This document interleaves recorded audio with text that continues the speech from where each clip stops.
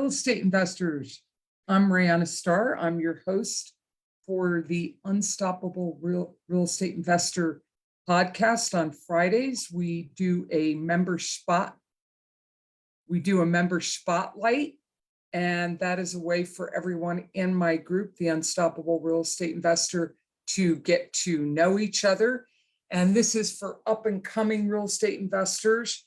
And it's also just an opportunity for people to get a little coaching if they need it, but mostly for us to all get to know each other and show that the struggle is real. So on Wednesdays, it's all about the rock stars. And on Fridays, it's all about the people who are, evolving and up and coming. So I have with me Laurie, Hollis, who we've been Facebook pals for a while now. Yeah. And she took us up on my invitation to be a member, be spotlighted. And so I want to welcome you to the podcast, Laurie. It's wonderful to have you here. Thanks for accepting my invitation. Why did you accept the invitation? I'm curious. Oh, gosh. Well, first of all, I just want to say to you, I love this podcast. I love what you're doing for the real estate community. And you're just a gem. And so when you reached out and invited me, I was just like, why not? I have a lot of respect for you, Rihanna. So yeah. So I feel it's a privilege, and you're a gem in our community. So thank you. Thank you. That's very sweet of you. I appreciate it. And thanks. And I really appreciate you taking the time to spend with me today so we can get to know you a little better. So give me your background, Laurie. What were you doing before you became a real estate investor? And then we'll shift into how'd you make that shift into being a real estate investor? And then we'll get into what you're doing in real estate. But who was Laurie Hollis before you started investing in real estate? Well, my background's in healthcare. So I've been a medical technologist. Most people think that if you're in healthcare, you're either a doctor or you're a nurse, and that's it. So there's a lot of us that support nursing and physician staff. So I was in one of those supportive roles. So I'm a medical technologist by training. I did some specialist work in the area of blood banking. So no, I'm not a vampire. I get accused of that quite a bit too, but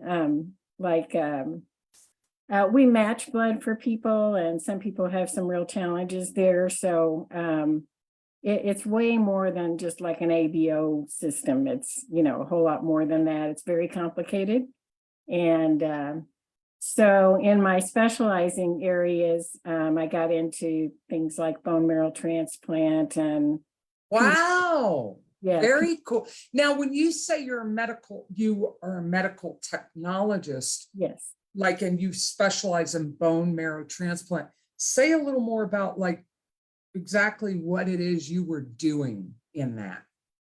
Well, in that area, and that was just like one little side area. I did all kinds of other stuff, but that was interesting in that it was an evolving science when I was in there.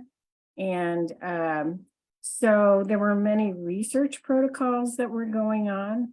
So we got to sit around at the table with a bunch of these, bone marrow transplant doctors and staff that were, applying for these research protocols. And then we were the ones who would carry them out. So we would, use the machines, the technology to do what we were doing. But when it all comes down to it, it's kind of blood bank science. It's matching a recipient with a donor. It's genetics. It's, that kind of stuff. Wow, that's so interesting. Now, yeah. Are you doing that at all anymore, or have you retired from that? No, I'm retired. I retired actually just last month. So congratulations. Yeah. Did real estate help you do that? Well, yes, in a way. So, the other part is that I've always bought homes and kind of rehabbed them a little bit, just kind of as I was bumping along in life. So I've owned a few homes. I've done a few I would say more light and or cosmetic rehabs. I mean, I don't, I More just renovations than a big renovations, full-on, yeah, not or necessarily. decorating, or yeah. Yeah, not necessarily stripping it to the bones, but so I've always had some interest in that, and I've always enjoyed looking at houses and what people do with them. So that was kind of always there. And then about 3 years ago, I was a little unstable as to whether they were going to keep me in my job. It was kind of like hospitals are looking these days to cut costs. I think a lot of businesses are. So I was kind of one of those who was top of the pay scale, people. So it'd be a whole lot cheaper to hire somebody who's young and doesn't know much. But at any rate, so I felt a little insecure there. I wasn't sure what they were going to do. And with that uncertainty, I was kind of looking around for something to do. Just kind of a side hustle, something. Yeah. So And is that because of your love of real estate and renovating and stuff? Was that just the natural leaning into that, but getting a little more serious about it? Right. So yeah, I just heard a commercial from Fortune Builders. So that's kind of where I started. And so I went to the 1 day, I signed up for the 3 day.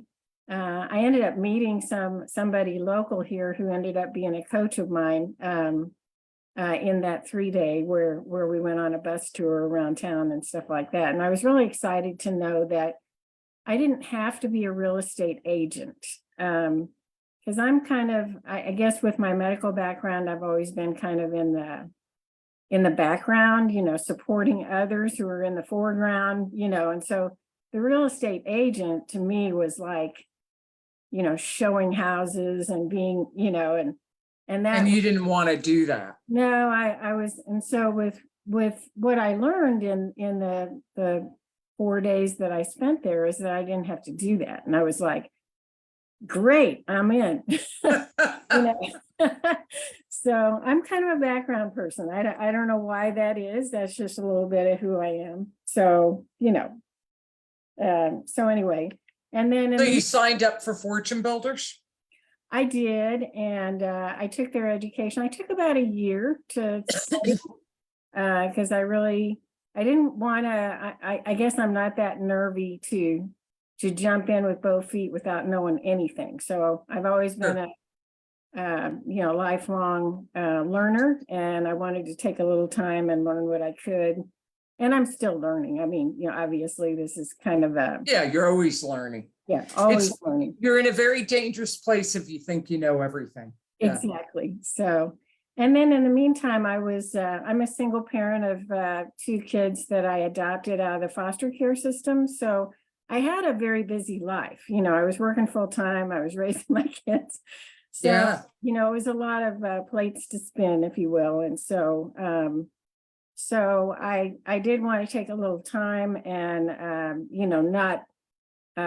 not ignore the responsibilities that I already had in raising them. So, yeah. So that's a very intriguing background to me. Any of the sciences, medical, because that's having an impact on a lot of people, the health, like everybody's health. This whole race with the vaccines and COVID, and also just going in there as a more of a technical lab type of person, getting in there and trying to find solutions and remedies to diseases and viruses, and that is just frontline hero work, in my opinion. So thank you for that. And so you always loved real estate. You got into Fortune Builders. You took your time and did some education. So talk about, what have you done? Have you been wholesaling? Have you been rehabbing? You've acquired some rentals. Talk a little bit about your journey once you started getting the education. What is it that you focused on as an investor? Well, I guess I took the approach that, I'm not 20, so I always felt like based on what I learned that probably the best avenue for somebody of my age would be to buy and hold. So, and I also, in a 3-day program, the person that I met there, he was all about buy and hold. So, that was somewhat of an influence to me as well. And And who was that? that was Darren Hofken. I don't know if you know him. Okay. He's Yeah, because it's funny you bring that up because I wanted to just welcome Brian Fine, Shelley Heller, Sevelin Smith, Ryan Johnson, and Brian Fine said, "Hi, Laurie. Great that you're on the podcast. Need to get you some turnkeys in Pittsburgh." yeah, Brian, I know. Yeah. Good for you, Brian. Plug away, I Brian, plug, because Brian. you're gonna help people in my community get wealthy and you're gonna help them with turnkey rentals, man. Plug away. All right. I love Brian. He's awesome. He's great. All right. So buy and hold. So tell us your journey on buy and holds. Like, when was your first one? How many do you have? How have you been doing it? Did you go through the passive income club?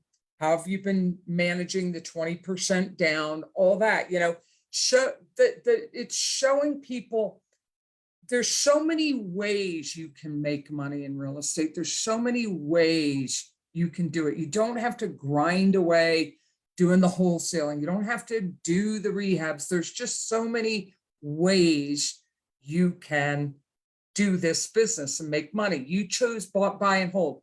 Tell us how you did that. How did you get your first one? How long did it take?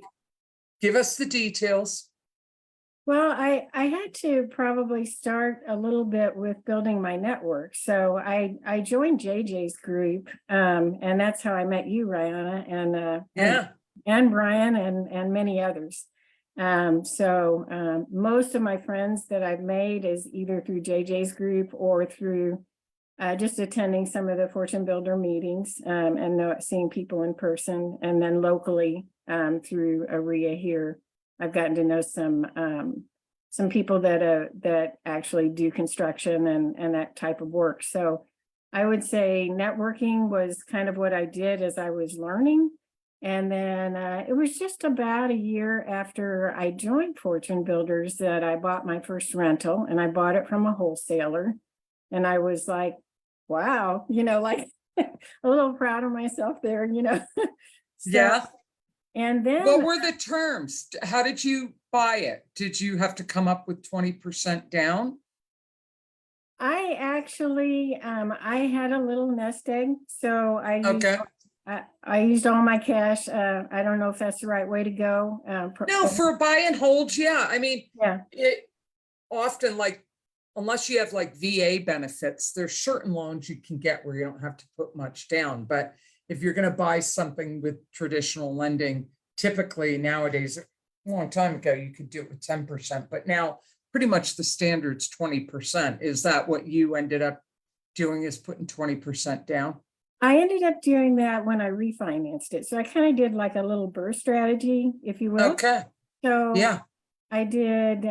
So I bought the whole thing for like 70 grand, and then I put about 32 into it. And of course, we all kind of run into that moment where we want to spend more, but we have to stop because the house isn't worth that much. So, yeah, it's what do we call it, Brian? If you're still here, what do you call that? Golden something, golden plating it, or I don't know if that's the right term. Someone help me out who's watching. Where you just over rehab something, you do too much to it. Gold plate it. Yeah. I wanted to, but my coach Darren said you got to stop. So I stopped. So yeah, you've been to a rehab boot camp with JD, right? Yes. There's 4 questions you ask. Is it going to help sell the house? Will it add value?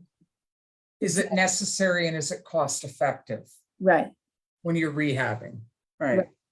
So the things that I did a couple of cosmetic things on the interior of the house, like some new lighting, that's about it. We attached a few things that were unattached, you know, just little stuff, but where it really needed help was on the exterior. It had no curb appeal, like it was all overgrown, you know, needed a new garage door, you know, things like that. And did you do the bathrooms and kitchen? The bathroom was already done and the kitchen didn't look too bad, so we decided to go with it.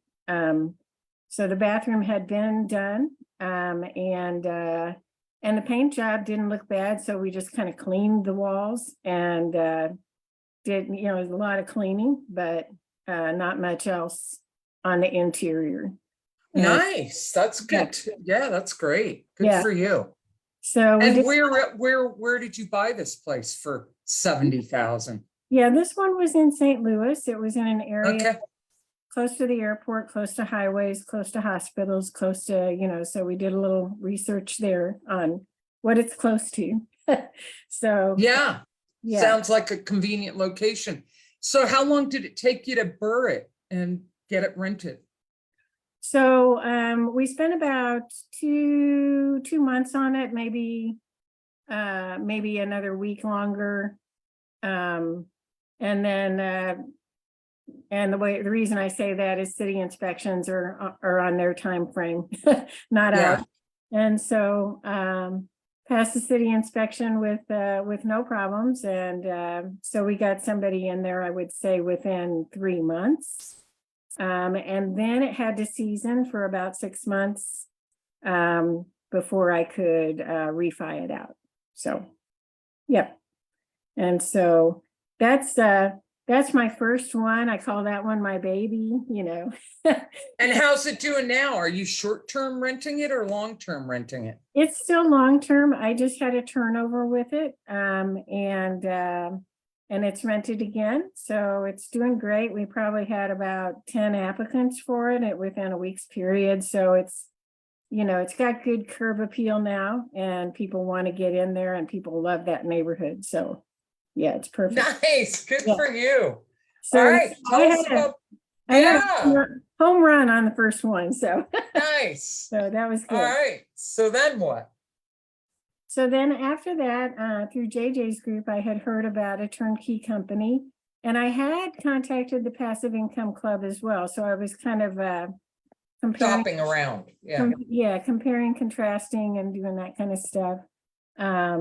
So I ended up going with a company that was introduced to me through JJ's group, and they work in Ohio and Memphis. It's called Martel Turnkey. I don't know if you're familiar with them, but anyway, I bought my first out-of-state rental from them.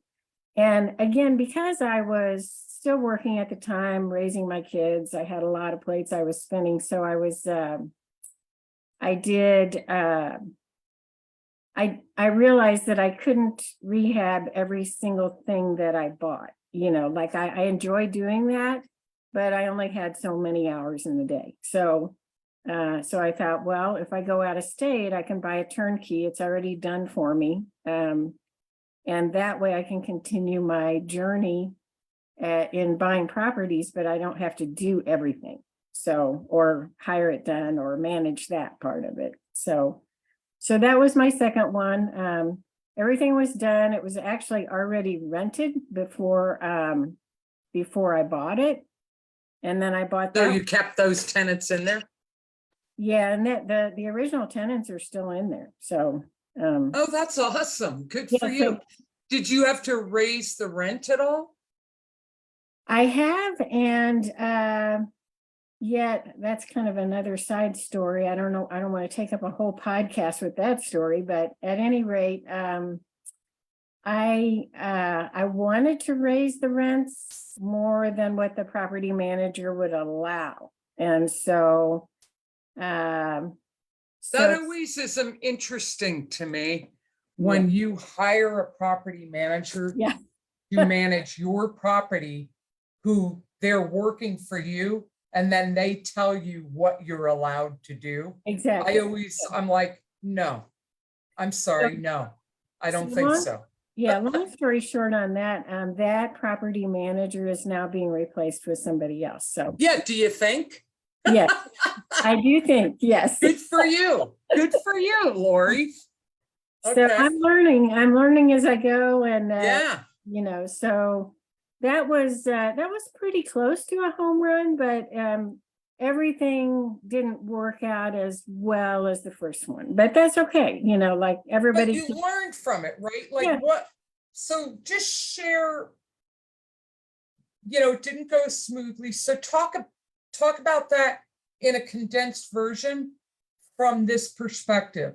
When you look at what happened in that second property that you bought, Mhm. and you look at what you learned from it, because that's where the value is. What's your takeaway now, looking back on that experience? What did you get from that? What did you learn from it that's going to be valuable going forward for you? Well, just kind of what you said, Rihanna, is that those property managers do work for us. And over time, I actually had another property that I got in Ohio as well. So they were managing two of my properties. And so over time, and I always, in fairness, I always like to give people a good chance. So, like it was just over time, I felt like they were way leaning more towards the residents rather than the owners. And I even pointed that out to them, like I said, hey, like I feel like, you're very heavy on the residents and not paying much attention to those of us who are owners. And actually, I think there's strength in numbers too, because there are several of us who own properties in that same area of Cleveland.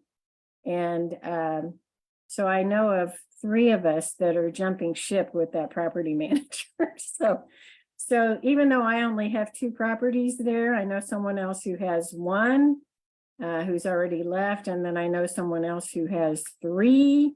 And I think he's getting ready to move on too. Yeah, property management is really key to, it's a big piece of being able to be truly turnkey with rentals and having a property management company that's actually doing the job and not telling you how it's going to be. Like they're working for you, and you've really got to pay attention. You can't get complacent, Right. because otherwise you go up to a property, you see it hasn't been being maintained, it's been vacant for 3 months, what the hell's going on? But on the other side of the spectrum, I remember coaching someone, and they happened to talk to someone who was interested in possibly renting one of their properties, and they were speaking to a possible tenant, and the property management company dropped them because they said, you're not allowed to talk to your tenants. Therefore, you have your contract's null and void with us. We won't be working with you. Wow. Yeah.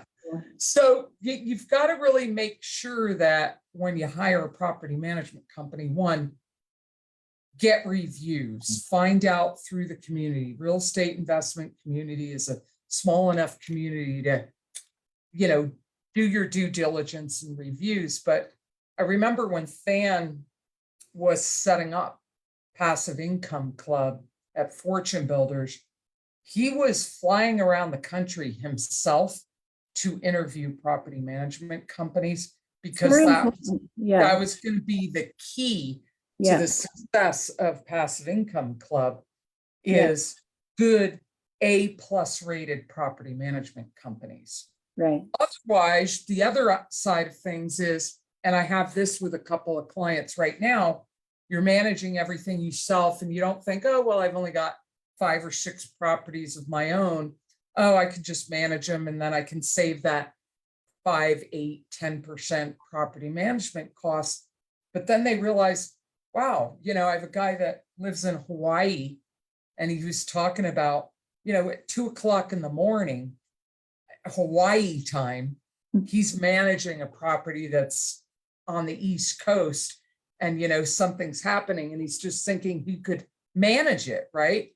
Mhm. And so that is the key to success with building a really good rental portfolio. And Brian Fine would probably attest to that, that because that's what he's doing, is he's helping people really acquire larger rental portfolios, and property management would be a big key to the success of that.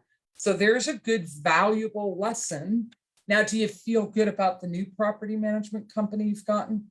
I do. I have some good reviews on that manager, and so we're going to go forward there and see how it goes. So, but if it, I've been overall very, very fortunate. Like I count my blessings all the time, because the property manager actually has a very difficult job. They have to kind of work the middle. It's kind of like a middle management kind of thing, where you've got people at the top. They're a mediator. They have to be good. Yeah. So I totally get that. And I have a lot of respect, even in those that don't work out, that it's a tough job. And I really appreciate and respect that. So, So that's number 2.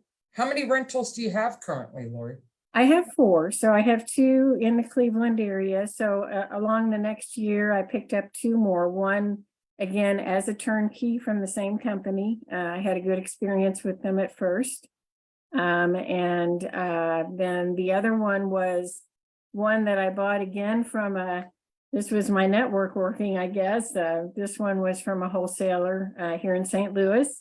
I put some work and money into that one, and it's not in as nice of a neighborhood as the first one. So, like my attachment to it is not as great, which is probably good. You're not supposed to get attached. Yeah, you don't want to get emotionally attached. Yeah, but, it makes sense. That very first one, you're always going to have a little bit. Yeah. Yeah, that's my baby.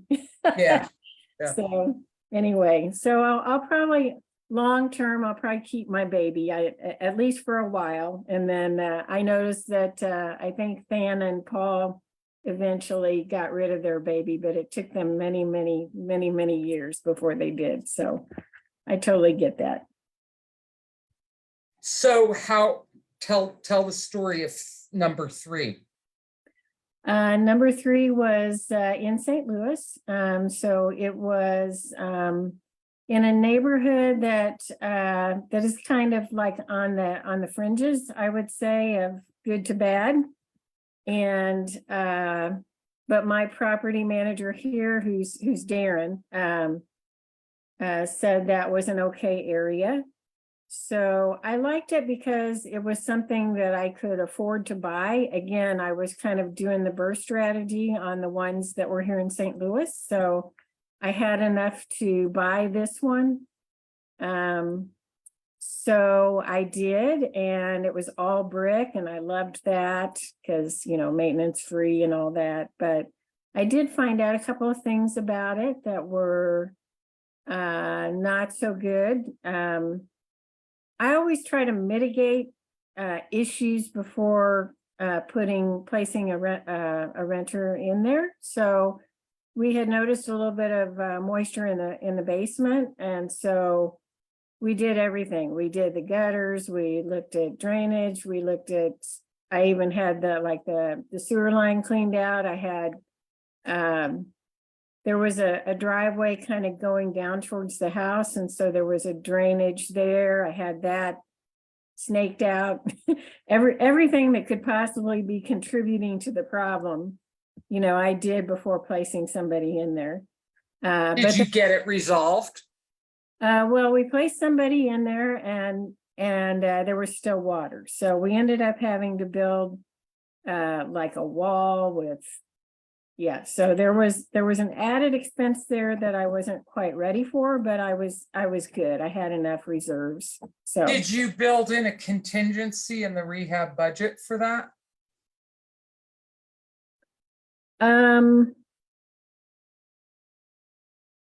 When we teach you how to analyze a deal, right. Yeah. You want to build in at minimum 10% contingency. Yeah. but 10 to 20 and 10% no less than that. Yeah. Did you find you had to tap into the contingency for that I retainer would wall? say so. I probably wasn't operating as well on the analyzing as I was just handling problems as they came up. But yeah, I had enough reserves in there. So I knew that if something went wrong. And then also, I learned that the wholesalers weren't exactly honest with me. And so the furnace was not working. So, and we had a cold spell right before that was super cold. So I had a couple of water pipes that had to be replaced. So I had a couple of things that came up, but I think anybody who's doing a rehab at any level is going to have a couple of things like that come up. And how do you deal, this is a good point because there is no perfect deal. Like you were lucky on your first one, but yeah. How do you approach that from a mindset point of view when shit happens, unexpected things happen? How are you emotionally and mentally? How do you respond to those things? Well, I would say my parenting, I grew up in the trenches with that. So this is nothing, like when you take in a couple of kids that have been growing up on the street and they have all those emotional issues, I mean, you really kind of have to weigh things and say, how bad is it? And for me, puts it in perspective. Yeah. Yeah. So also in healthcare, I could say that, like we have major emergencies that we run, we literally save lives, in situations. So in the scheme of things, what's a busted water pipe, right? Yeah, what the heck is that? Right. It's kind of like a little flea that hit on your arm. You just want to flick it away and move on, so. See, that is such an awesome mindset. Yeah. In the overall scheme of things, just get it fixed and move on, right? I don't worry about that. I mean, I know you have Yeah. records of stuff like that because you have to know how much you spent so that you know your basis and all that kind of stuff. So for me, the hard part is buckling down and keeping those records. That's the hard part for everybody. Yeah. So that's number 3. Mhm. Tell us, and you've got that rented out, or all of them rented out right now? Yeah, that has its original person too. So once we fixed the wall there for them so that they didn't have water in the basement any longer, then they're good to go and they're happy. So so for that house, it's just been maintenance, cleaning the gutters every year, that kind of stuff. And then I went on to number 4, which again was another turnkey in Ohio with the same property manager and the same turnkey company. So Did you get it from a wholesaler again? No, it's just from the turnkey company that I had bought from. Okay. So I had a relationship with them, and of course they're So like, here you've acquired 4 rentals. You've done no cold calling. You've done no marketing. All of it's come to you through networking. All of it, right? Yeah, The virtually. wholesalers you've met, the turnkey company, Yes. networking in JJ's group, you found a coach. All of that's come to you simply from networking. I'm a lucky person. I'm really very fortunate. Well, you're minimizing that. You are out there seeing people, being involved, having conversations, open. There are a lot of wholesalers out there promoting deals that they have, and people aren't taking them up on it. You were paying attention. You're connecting with people. You're listening. So I'm pointing this out for a reason. There's so many ways you can make money at this business. I was coaching someone who's letting fear stop her. All she wants to do is acquire 1 or 2 properties a year. And I'm like, all right, you're no longer going to grind on the phone calling sellers. This is a piece of cake. All you have to do is network and start letting people know what you're looking for and let people find the deals for you. Or you hire, like you said, a turnkey company. You rely on wholesalers. You go to someone like Brian Fine. And there's so many ways you can do this business where you don't have to grind. If you know you're someone who isn't going to grind on the phone, you're not going to do all those text messaging, all that phone calling, you're not going to do a campaign, you're not disciplined enough, or you don't want to budget for a team to do it for you, then you have to network. Right. You have to. You found a way that worked for you, and you acquired 4 rentals, what, in a 2-year period, about somewhere in that range? Mm-hmm. And you've got some decent passive income coming from those rentals. Right. And so I was able Yeah. to retire from healthcare, and it was probably about a year early for me. And I love that because I've got freedom now, because of real estate and those 4 rentals that enabled you to retire a little early. Yeah. Good for you, Laurie. I love that. Yeah. So what would you say? Because you've gone the just buy and hold passive income route. You haven't done the wholesaling. You have done some bursts. So you've pretty much on each of the properties, cosmetic or just a full rehab on some of them. What would you say?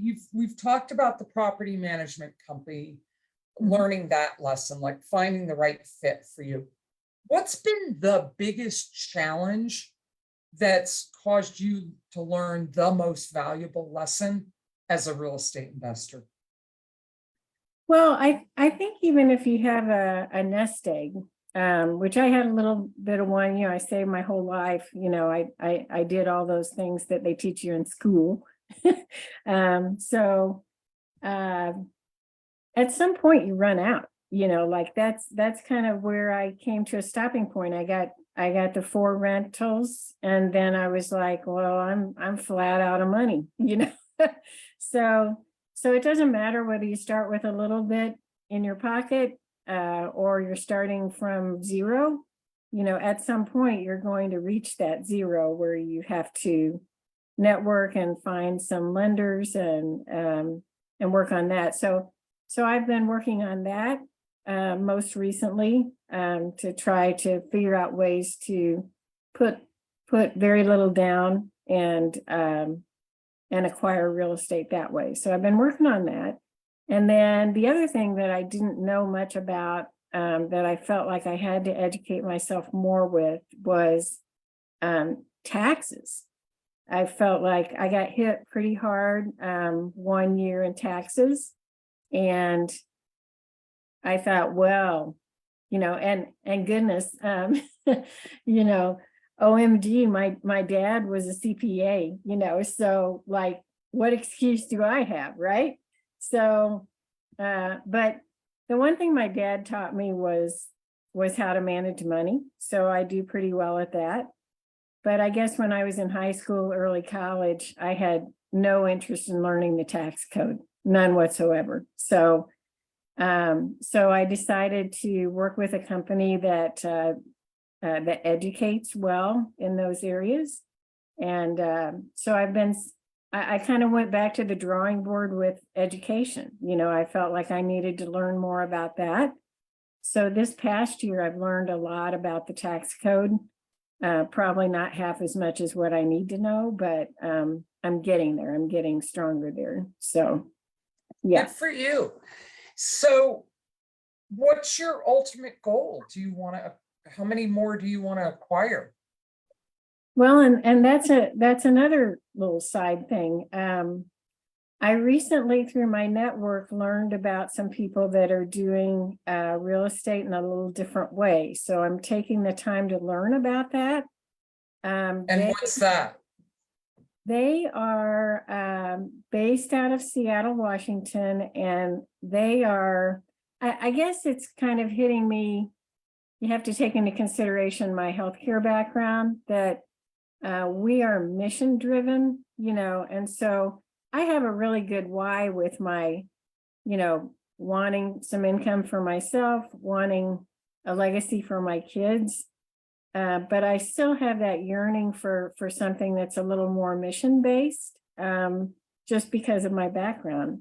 Yeah. And so I recently listened to some people who have shared housing that they're doing. Started in Seattle, Washington, and now I think they're based in Florida, and they're gonna start there. But I'm learning about it, so I really can't speak to it at a high level. But What, from a mission point of view, why does that appeal to you? What values of yours does that appeal to? well, we've been my son was heavily involved in Boy Scouts. We've got a lot of, I guess, family connection to veterans and things like that. I've also been exposed to the foster care system. So there's a lot of kids that age out of that system and they have nowhere to go. So there's some groups of people. And then I've also seen with my daughter, very much like these people's daughter,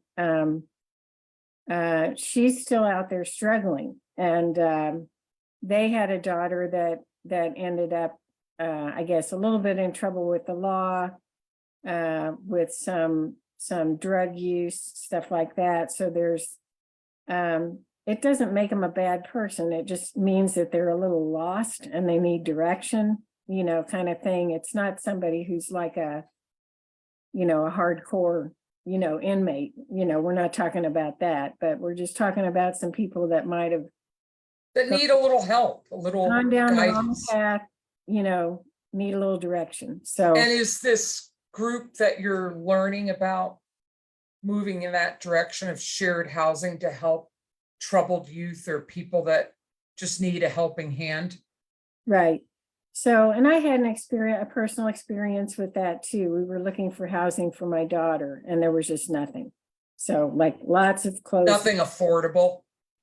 Well, nothing at all, literally nothing. I mean, you would have to make a phone call to get on a wait list to get into a shelter. And that's not even, real housing. I mean, then everybody's kind of in there together. And then if you stay there for a long enough period of time, then you could potentially, if you work with them and that within their framework, they would work to get some temporary housing going. So there's a real need out there. I also have a personal family friend that works at our VA hospital, and he's kind of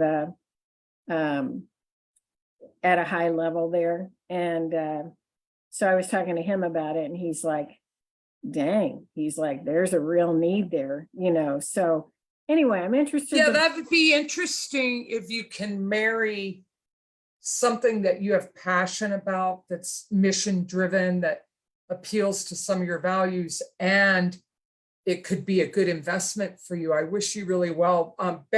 Peggy Stevens just joined us, and she said that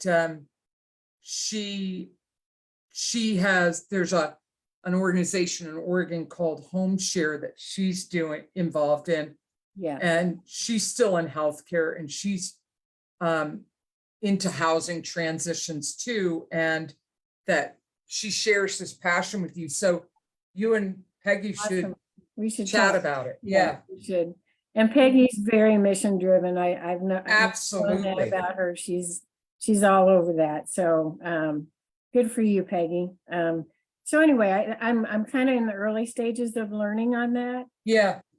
And so it's just something that I want to entertain. I don't know if that'll mean staying where I am with the rentals that I have, and then just moving forward with a new model and keeping what I've got going, or whether it'll be a change. Well, it's like, I think it starts with doing what you're doing right now. You're like on a podcast, you're letting people know that this is where you're heading next, and you're curious and you're starting to explore options.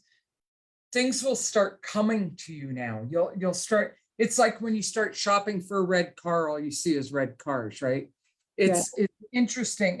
And Peggy's responding, and then Sevelin Smith wrote, I'm mission driven for financial literacy and affordable housing. And Sevelin is a private money lender, and I had her on as a guest, I think it was last week. And, yeah, I've heard hers. and because that was a piece she struggled with in the beginning, that became a piece she specialized in. So and when we complete this podcast, we're going to post it in over 100 real estate investment groups, this podcast. And Awesome. people are going to hear what you're saying. And anybody out there who's watching this podcast and you're resonating with Laurie's mission of wanting to invest in affordable housing for people in transition, people who don't have homes, people who troubled use, you want to help fund that, or you have resources to help her plug into that niche, please reach out to her. So Laurie, this is where it begins, is like you're researching and like what's next. That's awesome. And the whole house looks different than the rentals that I bought. You know, like the ideal house for this kind of thing is like a 4-bedroom, 2.5, because essentially it's shared housing. So they have one large house where these people can support each other and as they grow. So yeah, there's a place in North Carolina. I'm on the west side of the state, but my mom was staying with me for a bit and we were looking at something affordable for her if she was going to move out. And because it's a big thing with senior citizens who are just like living on Social Security. Right. And I don't know what they are called, but it was this model that you're talking about that there's a couple of young guys, college kids, I think, that started this model where it's community-based, but different people share an apartment that has like the main areas, and you rent a room, and you're not like renting an apartment and finding roommates.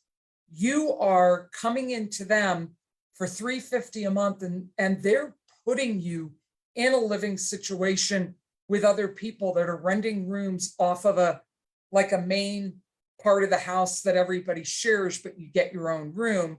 And then that is part of a larger community. And the way they've done their model is it's an affordable living model.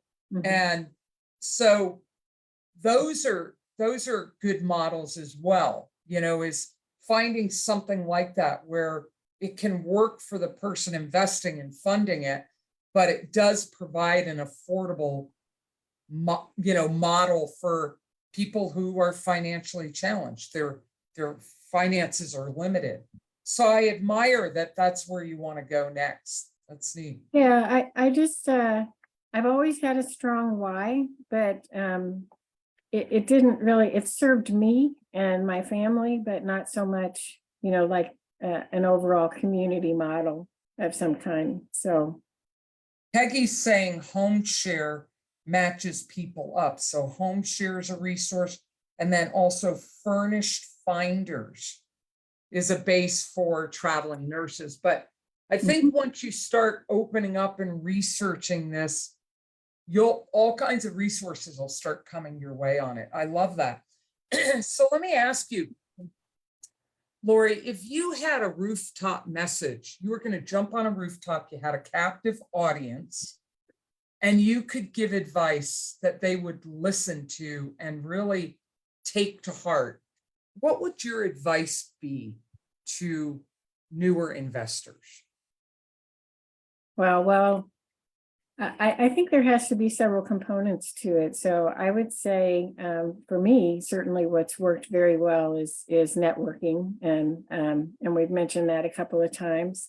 That's where I feel like I've been extremely lucky, is in just knowing people and meeting people throughout the community, and listening to them and what they're doing, and just learning about what other people do. So I would say that's key for sure. Secondly, there's an education component. Everybody needs to take time to learn.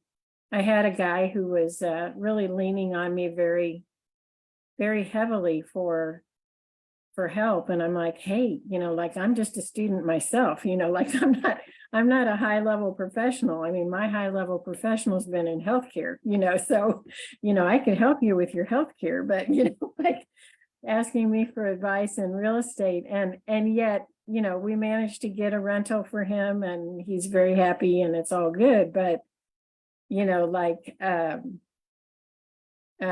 I think that's a person who needs to take the time and educate himself. So I think we all have to spend some time there, whether it's reading books and getting out and going to group meetings and local RIAs and stuff like that. And then thirdly, get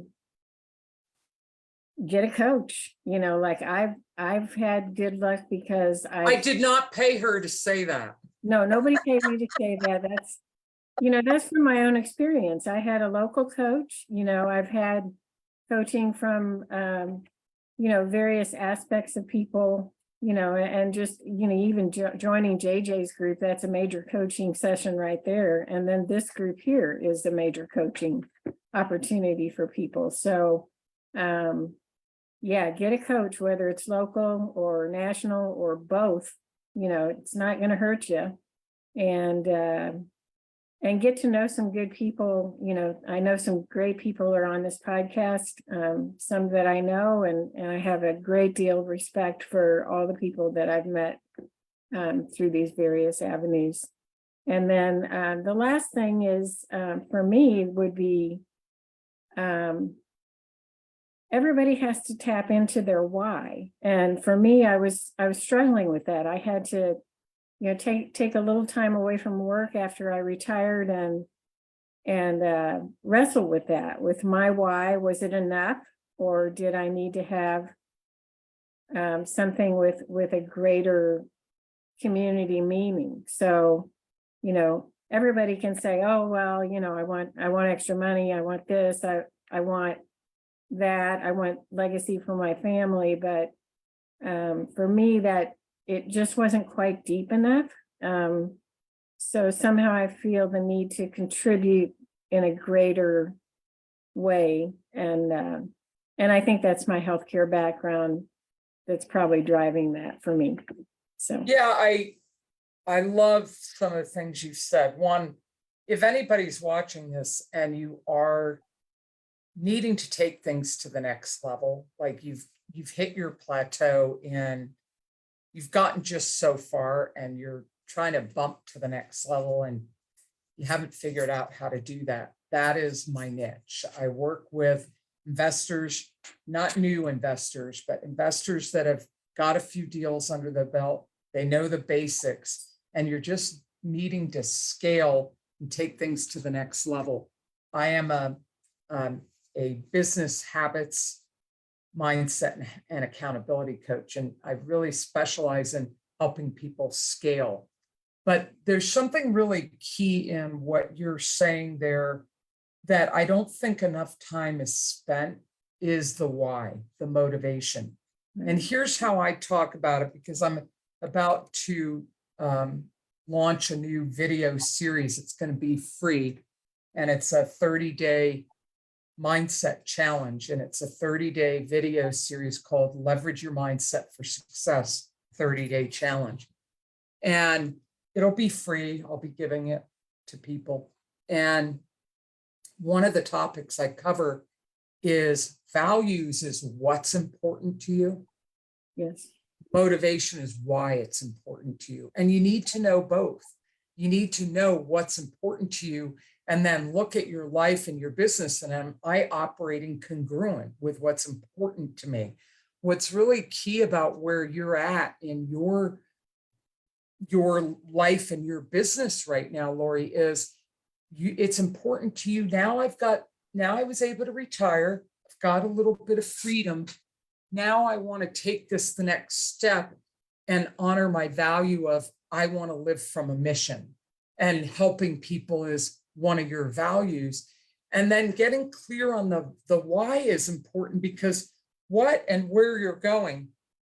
Okay, great. But if you don't have fuel in the gas tank, you can't get very far.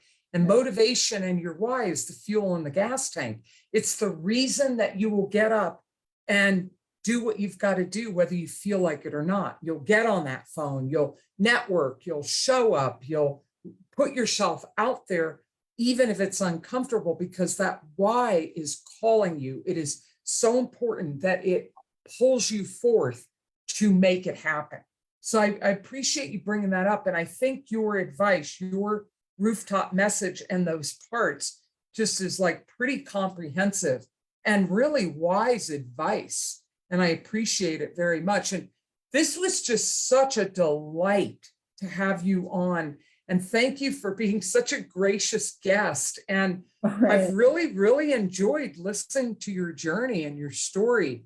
And so folks, if you can help Laurie with this, taking things to the next step for her, where her investments going forward are more mission driven, please reach out to her. And I'd love to hear how it goes. So let's stay in touch, Laurie. It's been just such a joy, such a wonderful way to end my week with you. And I just want to say Peggy's like burning up the feed. Thank you both so much. This is exactly where I'm at. Rihanna was my coach too. She's working on foreclosures. Thanks to everybody for joining us, for joining this podcast. Share it with people. If you know of someone who's in this group, the Unstoppable Real Estate Investor, and they're shy, or they're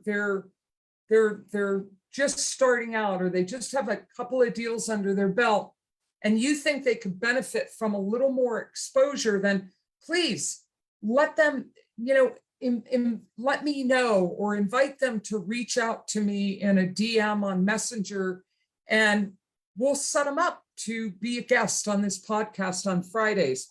It's for spotlighting members. If you know of someone who's a freaking superstar, they're crushing it, they've made it, there's someone you admire, they're doing it, they're wealthy, healthy, and wise, and that's someone we would like to interview on Wednesdays for our top 5% Unstoppable Real Estate Investor podcast. Please reach out to me either at Rihanna at catalystcoachingsolutions.llc.com, or in the comments section, or just DM me and let me know, yeah, I've got someone who'd be a great podcast member. Then on Mondays, we do, my pal Rufus Thibodeau and I, we host on Monday evenings at 6 p.m. Eastern, Mindset and Marketing Mondays. And I want to let everybody know that we will be dark all next week and the following week. I'm going to be on vacation, so we will not have a Monday meeting or a podcast at all next week. We will not have a Monday meeting on the 27th or a podcast on March 1st either. I will be coming back from vacation on March 1st, so we will have a podcast, a member spotlight podcast on Friday the 3rd, and then we'll be back in our group. I also want to let everybody know that I'm going to be launching a free 30-day challenge, Leverage Your Mindset for Success, free video series that I will be sharing to my contact list, and I will be sharing it in my group. And I think I'm pretty proud of this series that I created.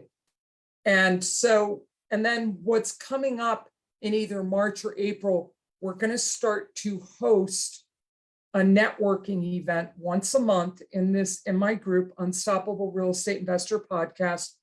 It's going to be a different format than how JJ does his group, because I don't want to take away from what JJ is doing in his group and be in competition with him.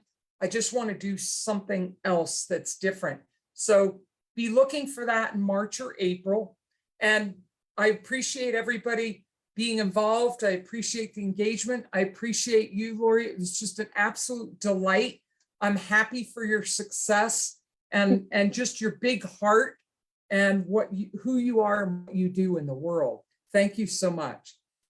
Well, I just want to wish you a fantastic vacation. It's well deserved. You work very hard on these podcasts and many more other things, coaching and whatnot. And so take a rest and have a great time. Yeah, I'm going to Buenos Aires in Oh, Argentina. Yeah, I'm visiting some friends that live there, and they've got our schedule packed with, we're, just gonna do all kinds of fun stuff. So I'm looking forward to it. Wonderful. Yeah, Good yeah. for you. Well, thank you, everybody. Now, remember, take action, no excuses, just results. See you on the next podcast in a couple weeks. Bye now. Bye-bye.